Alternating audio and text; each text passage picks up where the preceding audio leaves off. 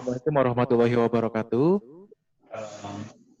Selamat pagi, Dr. Danarto, Dr. Indra Warman, dan Dr. Ahmad Zulfan. Saya dengan Dr. Muhammad Radit Hendarso, semester 4 Urologi, izin menyampaikan EAU reading tentang testicular cancer. Ini di record ya? Ya, Udah ada tuh, udah recording. Oke. Tentang testicular cancer, jadi dari secara epidemiologi, kanker testis mewakili 1% dari seluruh neoplasma dan 5% dari seluruh tumor urologi pada pria atau laki-laki. 1-2% kasus itu meliputi testis bilateral saat terdiagnosis, di mana dengan histologi tersering yaitu tipe germ cell tumor pada 90-95% kasus. Untuk puncak insidensinya, pada germ cell tumor yang tipe non-seminoma itu terjadi pada dekade ketiga kehidupan, sedangkan untuk jenis seminoma itu terjadi di dekade keempat kehidupan. Secara epidemiologi, faktor resiko terbentuknya kanker testis yaitu adanya suatu sindrom testicular dysgenesis yang biasanya meliputi 1, adanya cryptorchidismus, 2, adanya hipospadia, 3, adanya penurunan spermatogenesis, 4, adanya riwayat tumor testis pada relatif first grade keluarganya, dan 5, adanya ditemukan tumor pada testis kontralateral. Next. Klasifikasi histologis. Untuk kanker testis ini sendiri dapat dibagi menjadi beberapa jenis. Yang paling sering adalah germ cell tumor. Yang kedua adalah sex cord atau stromal tumors, dan yang terakhir adalah miscellaneous tumor atau tumor-tumor lain yang tidak termasuk ke dalam jenis stromal ataupun germ cell tumor. Untuk germ cell tumor sendiri dapat dibagi menjadi 2, yaitu tipe yang non seminoma dan yang seminoma. Next. Ini untuk staging dari kanker testis. Kanker testis sendiri dapat di staging umumnya apabila pasien telah dilakukan orkidektomi. Apabila pasien belum dilakukan orkidektomi, maka untuk stagingnya kita belum dapat untuk menentukan, biasanya kita tentukan dengan pathological TX. Pada staging dari kanker testis, umumnya ada tambahan dari yang biasanya kita gunakan, yaitu TNM system ditambah dengan jenis S, yaitu kita menilai serum tumor marker dari pasien tersebut, di mana serum tumor marker yang biasa digunakan adalah LDH, HCG, dan AFP. Next. Ini untuk kelompok prognostik pada pasien dengan kanker testis. Pada pasien dengan kanker testis, karena terapinya umumnya dia nanti berdasarkan dari stagingnya, maka staging pada pasien dengan kanker testis sangat penting, dan biasanya dibagi menjadi 3 kelas, yaitu staging 1, staging kedua, dan staging ketiga. Itu stage 1, stage 2, dan stage 3, di mana berdasarkan dari TNM system tadi. Next. Ini adalah prognostik dari tipe-tipe germ cell tumor yang bersifat metastatik. Jadi pada pasien-pasien dengan germ cell tumor yang bersifat metastatik, nantinya terapinya akan didasarkan pada prognostik group ini, yaitu yang terbagi menjadi good prognostic group, intermediate prognostic group, dan poor prognostic group. Di masing-masing prognostic group ini nanti akan dibagi menjadi 2, yaitu yang jenis non-seminoma dan seminoma berdasarkan dengan klasifikasinya. Umumnya, indikator prognostik dari pasien-pasien dengan germ cell tumor tipe metastatik ini didasarkan pada 4 hal, yaitu yang pertama adalah jenis histologisnya, yaitu seminoma atau non-seminoma. 2, lokasi dari tumor primernya, apakah pertama muncul di testis, ataukah di retroperitoneal, atau mungkin aja dia muncul pertama di mediastinum. Yang ketiga adalah lokasi metastatisnya, apakah ke pulmo, apakah ke non-pulmo, brain metas, dan lain-lain. Yang keempat adalah serum tumor marker sebelum kemoterapi. Next. Secara pemeriksaan fisik, biasanya yang dirasakan oleh pasien datang ke klinik itu umumnya adalah dirasakan adanya massa atau benjolan pada skrotum yang bersifat unilateral. Biasanya terdeteksi oleh pasien itu sendiri, sehingga pasien akan datang ke klinik. Kedua, umumnya pasien juga bisa merasakan adanya nyeri pada area skrotum. Umumnya dirasakan oleh 27% pasien. Dan hanya segelintir pasien atau 1% saja yang biasanya memiliki gejala endokrin akibat terjadinya suatu tumor testis. Ya, umumnya dirasakan adalah terjadinya ginekomastia. Next. Setelah pemeriksaan fisik, maka kita akan melakukan pemeriksaan radiologis. Untuk pemeriksaan radiologis pada jenis kanker testis, yaitu yang biasa kita lakukan adalah pemeriksaan USG di awal. USG harus dilakukan untuk mengkonfirmasi tumor testis, meskipun secara bukti klinis ditemukan adanya lesi yang nyata pada testis. Kenapa? Karena USG testis dapat memberikan beberapa informasi. Yang pertama adalah apakah massa bersifat intra atau ekstra testikular. Kedua adalah volume dan lokasi anatomis dari lesi testikular. Yang ketiga adalah untuk menilai testis kontralateralnya. Hal ini dilakukan untuk mengeksklusi adakah lesi atau mengidentifikasi faktor resiko terkait adanya germ cell neoplasia in situ. Next. Kemudian yang bisa kita lakukan adalah CT scan.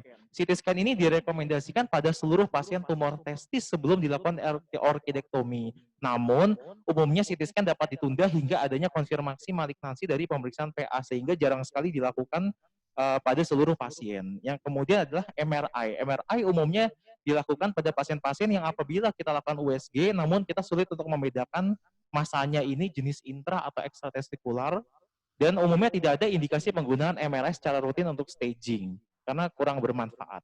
Next.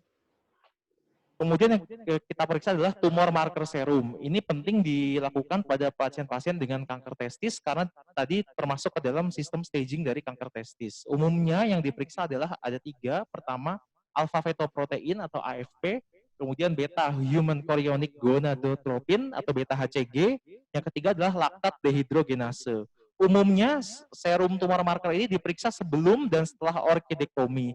Hal ini dilakukan untuk menilai nanti faktor prognostiknya. Apabila sebelum dilakukan orkidektomi dia masih tinggi, kemudian dilakukan orkidektomi dia tetap stagnan, tidak ada penurunan, maka kita harus curiga adanya suatu lesi metastasis umumnya. Tumor marker serum yang meningkat, umumnya kita curiga bahwa pasien ini mengarah ke germ cell tumor. Secara umum, tumor marker serum memiliki sensitivitas yang rendah dan tingkat yang positif palsu yang tinggi. Umumnya hasil normal tidak langsung mengeksklusi bahwa pasien ini terdiagnosis dengan germ cell tumor. Karena sensitivitas yang rendah, maka saat ini sedang dikembangkan suatu pemeriksaan lain, yaitu dengan berbasis mikroRNA untuk menjadi biomarker yang lebih potensial terkait diagnosis kanker testis. Tapi karena walaupun dengan tingkat akurasi yang tinggi, namun karena mikroRNA ini terkesan baru, maka butuh standarisasi dahulu untuk menilai bahwa mRNA ini bisa dilakukan menggantikan tumor marker serum atau menjadi komplementer bagi tumor marker serum. Next. Tumor marker serum ini sendiri, AFP, beta HCG, LBA ini digunakan untuk stratifikasi prognostik pasca dilakukannya orkidektomi. Umumnya waktu paruhnya berbeda-beda antar tumor marker serum. Dari AFP sendiri dia biasanya baru menurun di angka 5-7 hari, untuk beta HCG biasanya 1-3 hari, pasca orkidektomi itu baru menurun. Adanya peningkatan yang menetap pada tumor marker serum, umumnya kita harus curiga terjadinya suatu metastatic disease. Dan normalisasi dari tumor marker serum itu sendiri umumnya tidak mengeksklusi kemungkinan terjadinya metastasis.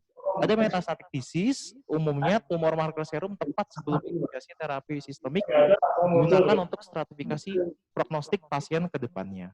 Next. Kemudian setelah kita melakukan diagnosis dengan pemeriksaan fisik, pemeriksaan radiologis, kemudian pemeriksaan tumor marker serum, baru kita menentukan kira-kira pasien ini cocoknya untuk kita lakukan tata laksana inisial apa. Untuk semua pasien dengan kanker testis, umumnya tata laksana standar yang dilakukan adalah dengan orkidektomi, yang biasanya orkidektominya dilakukan dengan ligasi tinggi, yaitu di dalam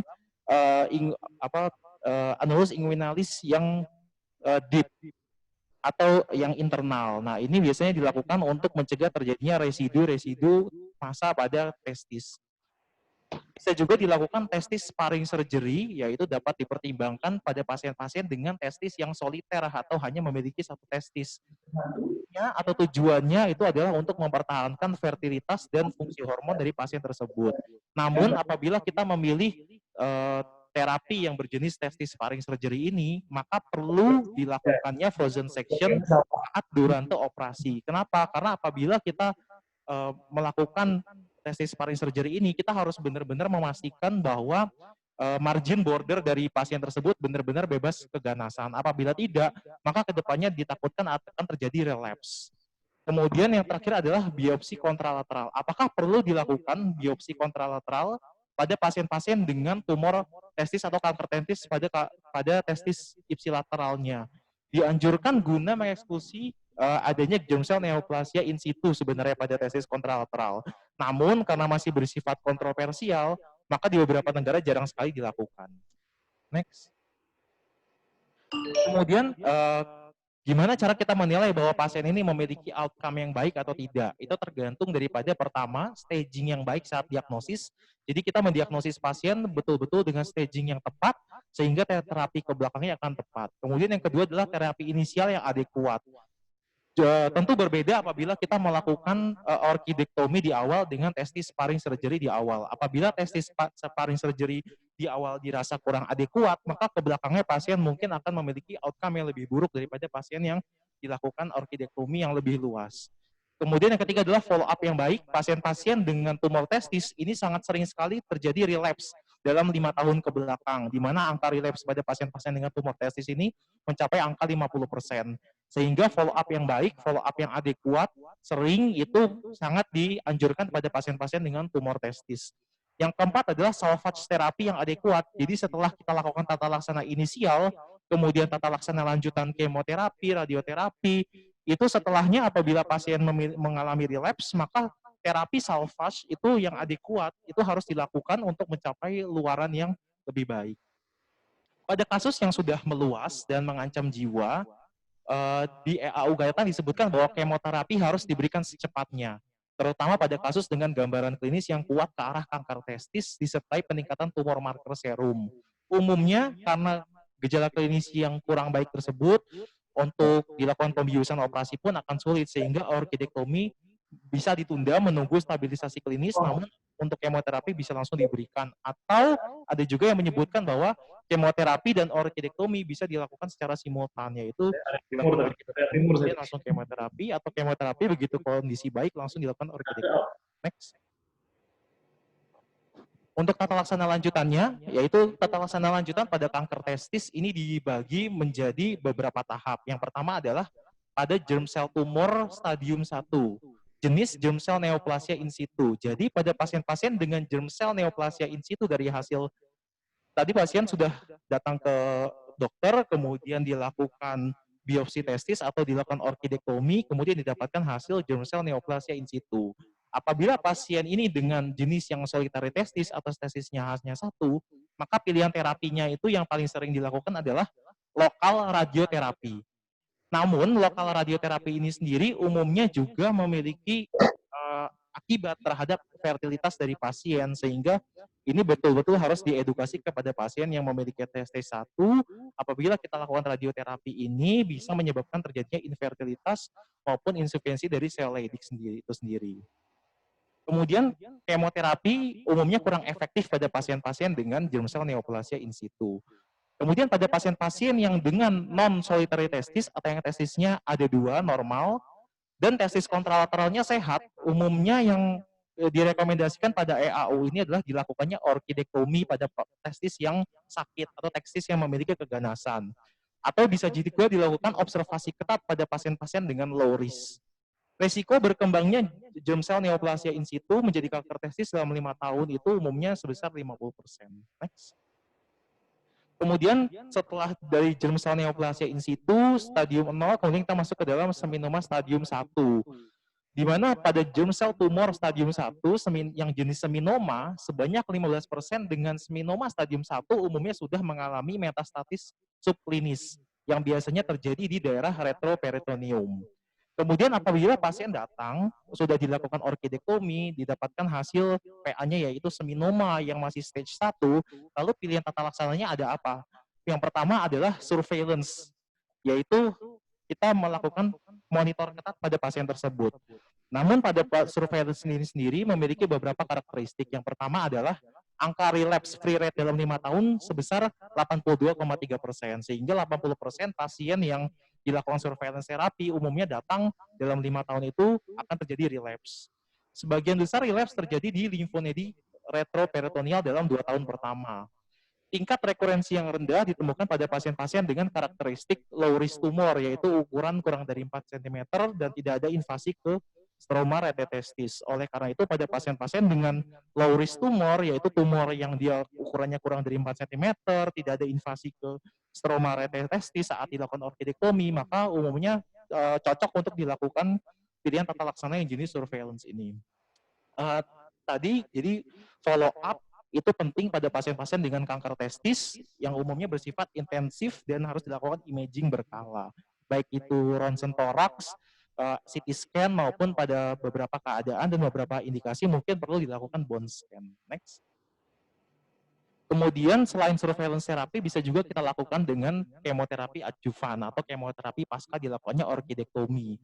Kemoterapi adjuvan ini menggunakan regimen karboplatin yang menunjukkan efikasi yang sama dengan radioterapi adjuvan pada kasus melanoma stadium 1. Pasien yang relapse pasca karboplatin ini umumnya dapat diberikan kemoterapi lini kedua pada pasien-pasien dengan stadium 1 yaitu dengan yang cisplatin base. Kemudian yang ketiga adalah radioterapi adjuvan. Pasien kanker testis yang jenis seminoma ini sangat bersifat radiosensitif. Namun, walaupun dia radiosensitif, apabila pasien-pasien kanker testis ini dilakukan radioterapi yang bersifat adjuvan, maka umumnya disarankan untuk melindungi testis yang masih sehat, karena radioterapi ini sangat bersifat toksik bagi testis yang masih sehat tersebut. Next. Ini beberapa rekomendasi dari EAU yang saya garis bawahi, yaitu pertama, do not perform adjuvant treatment in patients at very low risk of recurrence. Jadi pasien-pasien dengan ukuran tumor yang kurang dari 4 cm, tidak ada invasi ke stroma rete testis, itu baiknya kita lakukan surveillance saja. Tidak perlu dilakukan terapi, karena apabila dilakukan terapi, dari penelitian yang sudah ada, itu angka recurrence-nya hampir sama. Do not routinely perform adjuvant radiotherapy. This option should be reserved for selected patient yang tidak suitable for surveillance and with contraindication to chemotherapy. Jadi hanya lakukan radioterapi pada pasien-pasien yang dia tidak cocok dilakukan surveillance dan dia memiliki kontraindikasi terhadap kemoterapi. Next. Ngisi bedah umum dikasih angka itu. Ya, nggak hiburan. Buat hiburan. September Australia. Oh iya dok. Acara apa dok? Terapi cancer. Kemudian tata laksana lanjutan yang selanjutnya yaitu non-seminoma germ cell tumor stadium 1. Kalau tadi kita sudah membahas terkait jenis seminoma, kemudian kita masuk ke non-seminoma yang stadium 1. Sebanyak 50% pasien dengan non-seminoma germ cell tumor stadium 1 ini mengalami metastasis subklinis. Kalau tadi pasien yang seminoma itu 15% sudah mengalami metastasis, maka pasien yang jenis non-seminoma ini lebih agresif lagi untuk mengalami metastasis, yaitu sebanyak 50%. Dan biasanya mengalami relapse selama surveillance. Ada beberapa pilihan tata laksana pada pasien dengan non-seminoma germ cell tumor yang stadium 1. Yang pertama adalah surveillance, sama seperti yang tadi, 14-48% pasien mengalami relapse dalam 2 tahun pertama selama surveillance pasca orkidektomi. Kemudian yang kedua adalah kemoterapi adjuvan. Yang direkomendasikan itu adalah 1 siklus kemoterapi dengan regimen BEP yang merupakan regimen yang direkomendasikan. Next. Kemudian yang ketiga adalah retroperitoneal lymph node dissection. Ini adalah pilihan yang terakhir. Dalam beberapa penelitian disebutkan bahwa 1 siklus BEP versus RPLND ini justru lebih superior dia pada yang 1 siklus BEP, sehingga RPLND sendiri dia umumnya jarang sekali dilakukan pada pasien-pasien dengan yang stadium 1. Nah, ini beberapa rekomendasi pada pasien-pasien dengan non-seminoma germ cell tumor stadium 1 yang harus dipastikan adalah kita harus melakukan edukasi yang adekuat apapun pilihan terapinya, baik itu surveillance, baik itu kemoterapi maupun RPLND. Kemudian pasien dengan stadium 1 non-seminoma germ cell tumor umumnya kita harus berikan terapi yang bersifat surveillance, itu dia berdasarkan risk adapted treatment, yaitu dari invasi limfovaskularnya. Next. Nah, ini adalah risk adapted treatment dari non-seminoma germ cell tumor. Ini umumnya didasarkan pada limfovascular invasion-nya. Pada stage 1A, yaitu di mana tumor tidak mengalami invasi limfovaskular, maka umumnya kita harus memberikan menyarankan terapi yang bersifat surveillance umumnya pada pasien-pasien yang memang mau dan bisa menjalani terapi surveillance. Pada pasien-pasien dengan risiko rendah yang tidak ada invasi vaskularnya, tapi dia tidak mau hanya dilakukan surveillance saja atau memang tidak bisa dilakukan surveillance, maka umumnya yang kita berikan adalah kita sarankan untuk menjalani adjuvan kemoterapi, yaitu dengan cisplatin, etoposide, atau bleomycin yang tadi disingkat menjadi BEP. Kemudian untuk pasien-pasien yang dengan high risk atau stage 1B yang dengan invasi limfovaskular, ini umumnya kita harus langsung menyarankan dilakukannya kemoterapi adjuvan dengan BEP. surveillance masih bisa dilakukan, namun karena tingginya angka rekurensi, maka benar-benar harus diedukasi kepada pasien tersebut, apakah mau menjalani surveillance atau tidak. Kemudian pada pasien-pasien dengan high risk tumor ini, kapan kita harus melakukan RPLND atau retroperitoneal lymph node dissection. Jadi retroperitoneal lymph node dissection ini hanya kita sarankan pada pasien-pasien dengan kecurigaan ke arah teratoma dengan somatic type malignancy, yaitu pasien-pasien yang seperti apa? Biasanya pasien-pasien yang tidak menunjukkan adanya peningkatan serum tumor marker. Nah, ini kita harus menyarankan untuk dilakukannya RPLND karena pada pasien-pasien dengan tipe teratoma ini sendiri sering terjadinya relapse pada limfonodi retroperitoneal yang lebih tinggi dibandingkan dengan germ cell tumor. Next. Ini algoritma dari risk adapted treatment. Jadi pasien datang tipenya non-seminoma, itu yang kita harus lakukan adalah pasien ini bagaimana yang tipenya mau dilakukan surveillance atau kira-kira mau dilakukan berdasarkan risk adapted treatment. Apabila pasien ini mau dilakukan terapi, maka kita lihat resikonya. Dia termasuk yang mana? Low risk atau yang high risk. Apabila dia termasuk yang low risk, kita dapatkan dari hasil biopsinya, hasil orkidektominya tidak ada invasi vaskular, maka standar terapinya adalah tetap surveillance. Apabila pasien tersebut tidak menginginkan dilakukan surveillance atau tidak cocok untuk dilakukan surveillance, maka kita bisa berikan adjuvan kemoterapi, yaitu satu siklus BEP. Namun apabila pasien tersebut kontraindikasi terhadap diberikannya kemoterapi, maka bisa kita lakukan nerve sparing RPLND atau pasien-pasien yang kira-kira kita curiga ke arah teratoma. Kemudian apabila pasien tersebut masuk ke dalam yang resiko tinggi atau yang dengan invasi vaskular, maka standar terapinya adalah dengan adjuvan kemoterapi tadi. Namun apabila pasien tidak bisa dilakukan kemoterapi, baru kita pikirkan apakah perlu dilakukan RPLND atau surveillance. Apabila semua terapi ini nanti terjadi relapse di akhirnya pada pasien tersebut, maka umumnya kita harus memberikan kemoterapi yang lebih adekuat atau lebih tinggi atau intensification of chemotherapy. Umumnya kita berikan dengan BEP dengan siklus 3-4 kali atau dengan regimen yang lain yaitu regimen VIP yaitu etoposide, cisplatin, dan ifosfamid. Next. Kemudian ini untuk terapi lini pertama metastatik. Ini untuk yang tadi kita sudah menjelaskan terkait yang non metastatik. Sekarang kita masuk ke yang metastatik. Untuk yang metastatik germ cell tumor, ini terapinya berdasarkan pada pertama histologi tumor primernya yaitu non-seminoma atau seminoma. Yang kedua adalah kelompok prognostiknya yang tadi sudah dijelaskan di awal, apakah dia good prognostik, intermediate prognostik, atau poor prognostik. Kemudian adakah penurunan tumor marker selama siklus pertama kemoterapi pada pasien dengan poor prognostik, itu juga nanti menentukan terapi kelanjutannya. Next.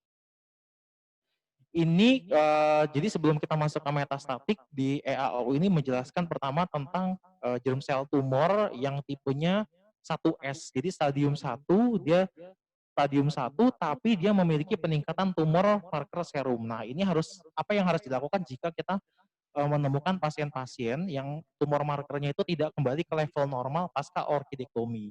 Nah, yang ini yang harus kita lakukan adalah pertama kita harus USG testis kontralateralnya, apakah betul-betul bersih, apakah ada jangan-jangan germ cell neoplasia in situ-nya. Yang kedua adalah imaging ulang intraabdomen maupun ekstraabdomen. Ini untuk menilai jangan-jangan pasien ini sudah mengalami metastasis.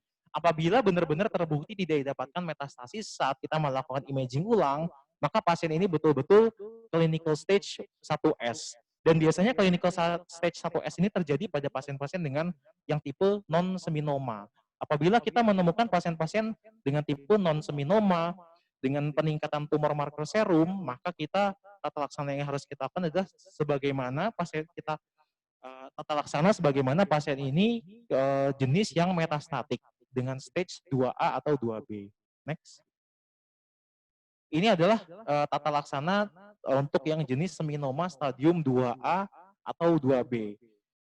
Secara meta-analisis sudah dilakukan radioterapi dibandingkan dengan kemoterapi. Ini untuk stadium 2A maupun 2B itu efektivitasnya hampir sama. Tapi dalam EAU ini dia dibagi menjadi dua.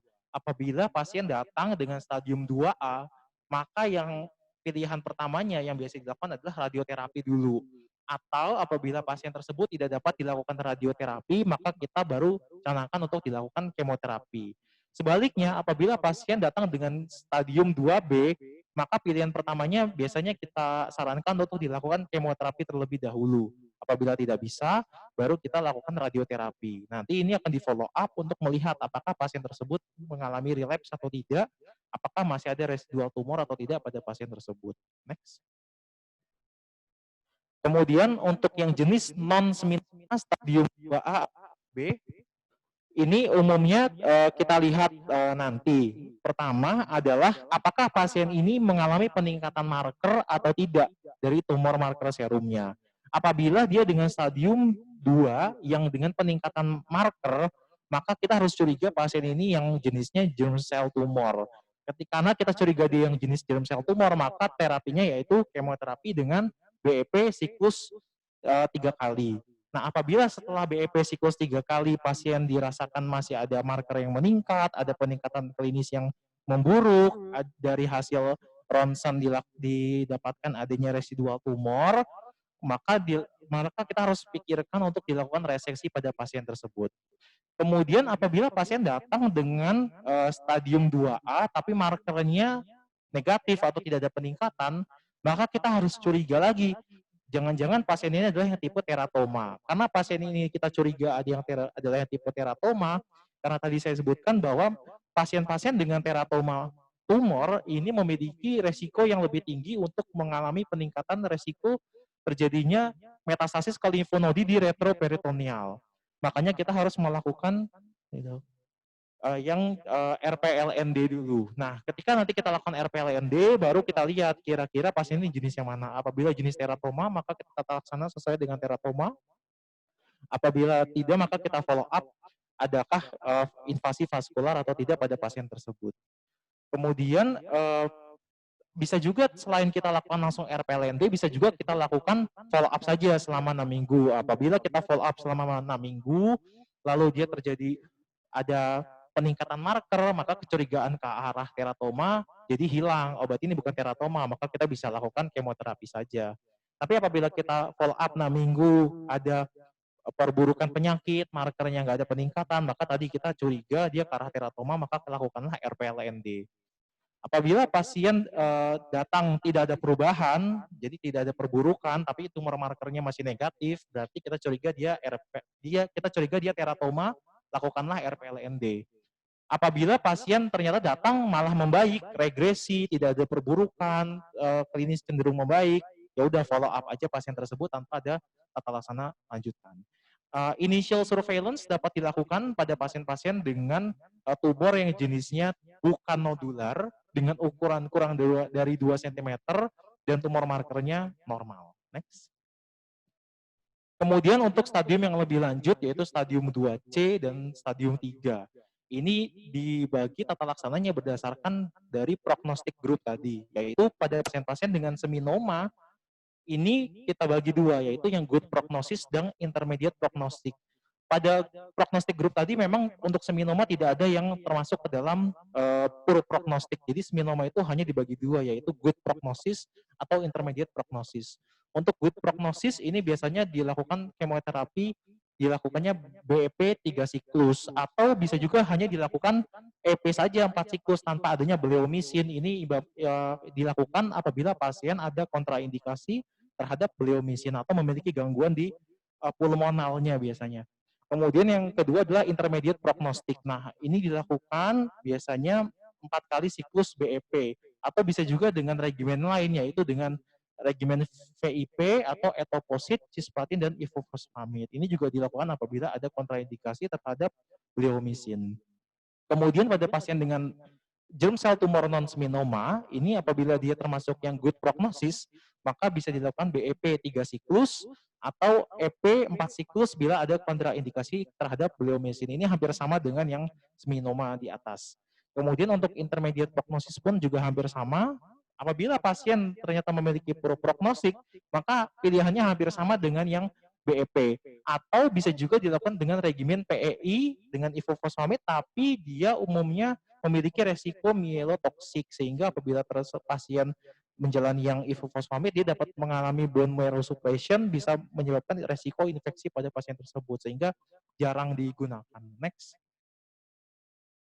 Ini adalah beberapa rekomendasi terkait pasien-pasien pada metastatic group dari yang strong dan yang weak. Next. Nah, ini follow up-nya. Jadi setelah pasien tadi mengalami terapi inisial, kemudian terapi lanjutan, lalu follow up-nya bagaimana? Nah, ini pada pasien-pasien dengan seminoma stadium 1 yang dia menjalani active surveillance atau adjuvant treatment dengan kemoterapi atau radioterapi. Ini jadi pasien datang, umumnya yang kita cek adalah tahun pertama itu harus ngecek tumor markernya 2 kali dalam setahun. Dan juga kita lakukan MSCT abdomen 2 kali dalam setahun. Nah, ini kenapa kita lakukan? Karena kita harus melihat apakah pasien-pasien tersebut ada nggak metastasis ke pulmonal. Lalu ada nggak perbesaran limfonodi yang biasanya kalau pada pasien dengan seminoma itu lebih dari 3 cm itu kita harus curiga terjadinya relapse atau recurrency. Kemudian pada tahun kedua juga hampir sama dengan tahun pertama. Masuk ke tahun ketiga, apabila tahun pertama dan tahun keduanya aman, maka tahun ketiga MSCT cukup dilakukan pada bulan ke-36 saja. Kemudian pada tahun keempat dan kelima itu cukup dilakukan pemeriksaan tumor marker sekali saja dalam 2 tahun. Kemudian MSCT abdomennya cukup pada bulan ke-60 saja. Kemudian yang pada pasien-pasien dengan non-seminoma stadium 1, itu umumnya dia dilakukan pemeriksaan tumor markernya lebih sering. Jadi pada pasien-pasien tahun pertama itu dilakukan pemeriksaan tumor marker 4 kali. Kenapa 4 kali? Karena pada pasien-pasien dengan non-seminoma itu masih ada kemungkinan dia yang tipe teratoma, sehingga nanti tata laksananya dapat berbeda. Karena tadi pada pasien-pasien dengan teratoma umumnya kita harus lakukan RPLND. Jadi harus dilakukan tumor marker yang lebih sering pada pasien-pasien tersebut. Dan juga chest X-ray. Dilakukan rutin chest X-ray dibandingkan dengan pasien-pasien dengan seminoma tadi. Karena pasien-pasien dengan non-seminoma itu metastatic type-nya itu lebih agresif dibandingkan dengan yang jenis seminoma. Next. Ini follow up untuk pasien-pasien yang dia setelah remisi. Ini hampir sama dengan yang tadi, cuman pada pasien-pasien ini dia lebih sering dilakukan terkait untuk chest X-ray-nya dan MSCT abdomen. Next. Kemudian ini pasien-pasien yang non-germ cell tumor, ini yang termasuk ke dalam testicular stromal tumor. Biasanya yang paling sering itu dibagi menjadi 2, yaitu yang tipe sex cord atau gonadal stromal tumor, dan yang kedua adalah pasien-pasien yang non-spesifik atau miscellaneous non-specific stromal tumor. Untuk yang sex cord atau stromal tumor, ini paling sering dibagi menjadi 2, yaitu yang tipe Leydig cell tumor dan Sertoli cell tumor. Next. Untuk yang tipe Leydig cell tumor, jadi secara epidemiologi ini terjadi 1-3% pada tumor testis di dewasa. Jadi sangat jarang sekali, hanya 1-3% di dewasa pada pasien-pasien dengan kanker testis. Dan terjadi 3% pada bayi dan anak-anak. Hanya 3% tumor sel Leydig yang bersifat bilateral. Sedangkan 8% pada 8% pasien dengan Leydig cell tumor ini terjadi di Klinefelter syndrome. Umumnya 10% tumor sel Leydig ini bersifat ganas dengan karakteristik yang pertama adalah kita curiga ganas jika ukurannya lebih dari 5 cm, kemudian usianya tua, kemudian dia tipe yang vaskular invasif dari hasil orkidektominya atau biopsinya, kemudian dari hasil sitologi misalnya kita lakukan AJH itu tipenya yang atipik, kemudian ditemukan adanya nekrosis, nah itu kita harus curiga bahwa tipe ini yang ganas. Next. Kemudian bagaimana cara mendiagnosisnya? Umumnya pada pasien-pasien dengan Leydig cell tumor ini testis membesar tanpa disertai rasa nyeri. Dan ini adalah yang karakteristik yang unik dari pasien-pasien dengan Leydig cell tumor, yaitu 80% pasien tersebut ditemukan adanya kadar estrogen dan estradiol yang meningkat, sedangkan testosteronnya dirasakan menurun, serta adanya peningkatan kadar FSH dan LH pada pasien tersebut. Dan pada pemeriksaan tumor marker serum, biasanya yang pada germ sel tumor tinggi, yaitu AFP, HCG, LDH, pada pasien ini turun. Dan karena tadi dia ada peningkatan estrogen dan estradiol, ada peningkatan FSH dan LH, maka pada pasien ini lebih sering didapatkan adanya keluhan ginekomastia. Pada USG umumnya ditemukan lesi yang sifatnya hipoekoik dan hipervaskularisasi. Next. Kemudian yang kedua adalah Sertoli cell tumor. Ini lebih jarang terjadi lagi, pada pasien-pasien tersebut. Umumnya terjadi pada semua kelompok umur dengan angka kejadian keganasan 10-22%. Untuk subtipenya ini jenisnya ada 3, yaitu yang pertama yang tipe klasik, yang kedua adalah yang large cell, kemudian yang ketiga adalah yang sclerosing. Diagnosisnya hampir sama dengan yang tipe Leydig tadi. Tumor marker umumnya selalu negatif, kadang ditemukan ginikomastia juga. Untuk tanda malignansinya juga hampir sama dengan tipe yang Leydig tadi, yaitu ukuran besar lebih dari 5 cm. Next. Kemudian tata laksananya bagaimana untuk pasien-pasien dengan tipe yang stromal tumor ini. Umumnya kalau dia jenis yang asimptomatik, volumenya kecil, kurang dari 5 cm, itu umumnya kita harus curiga bahwa pasien ini germ cell tumor, sehingga baiknya dilakukan orkidektomi saja. Namun apabila pasien ini datang dengan lesi intraparenkim yang kecil, tidak terpalpasi, tapi hanya terdeteksi oleh USG saja, nah ini umumnya bisa kita lakukan biopsi dulu saja, karena 80% pasien ini dia jenisnya yang benign. Tapi tadi baiknya apabila kita melakukan biopsi, kita melakukan testis sparing surgery, baiknya dibarengi dengan frozen section. Jadi kita bisa langsung tahu kira-kira jenisnya ke arah yang mana. Apabila ke germ cell tumor, maka baiknya langsung dilakukan orkidektomi. Terapi pada kasus keganasan, umumnya dia pada pasien-pasien yang dengan usia tua tadi, itu dilakukan orkidektomi dan juga limfadenektomi retroperitoneal langsung dilakukan atau dijeda, tapi harus dilakukan keduanya, karena ini untuk mencegah terjadi angka metastasis umumnya ke daerah-daerah retroperitoneal. Tumor yang sudah metastasis ke limfonodi, paru, hepar, dan tulang, ini responnya jelek terhadap kemoterapi dan radiasi, sehingga angka kematiannya pun tinggi. Next. Terima kasih, dokter. Mohon masukannya apabila ada yang kurang dan lain-lain. Terima kasih. Wassalamualaikum warahmatullahi wabarakatuh. Waalaikumsalam warahmatullahi wabarakatuh.